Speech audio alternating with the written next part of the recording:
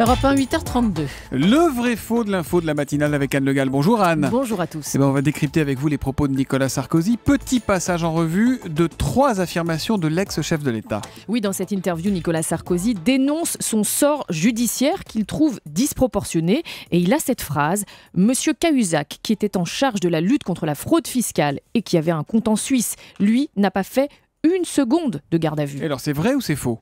Oui, c'est vrai. Mais les deux situations ne sont pas comparables, car si Jérôme Cahuzac n'a pas été placé en garde à vue, c'est parce qu'il a demandé lui-même à être reçu par les juges pour faire des aveux. Alors, dans cette interview, il est aussi question de l'affaire Big Malion et des frais de campagne pour la présidentielle de 2012, Anne. Oui, face à Jean-Pierre Elkabbach et Gilles Boulot, Nicolas Sarkozy se demande à haute voix « Mais pourquoi les juges s'intéressent-ils à mes meetings à moi et pas à ceux de François Hollande ?»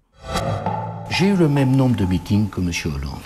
J'ai déclaré que ces meetings coûtaient 13 600 000, un peu moins de 14 millions. Mais pour le même nombre de meetings, M. Hollande déclare 9,6 millions. Bon, mais alors c'est vrai ou c'est faux, ça, ces chiffres et ce nombre de meetings ? C'est vrai. Avec l'équipe du Vrai Faux, nous avons compté et nous arrivons à 37 meetings à travers la France pour François Hollande, 39 pour Nicolas Sarkozy. On est bien dans le même ordre de grandeur. Concernant les coûts déclarés maintenant pour ces meetings, là encore, les chiffres cités sont justes. 9,6 millions pour Hollande, 13,6 millions pour Sarkozy. C'est bien ce qui est paru au journal officiel. Ceci dit, en répondant de la sorte, en fait, Nicolas Sarkozy déplace le problème puisque l'affaire Big Malion, ce n'est pas la question du nombre de meetings, mais bien celle de leur coût réel et de la façon dont les factures ont été réglées.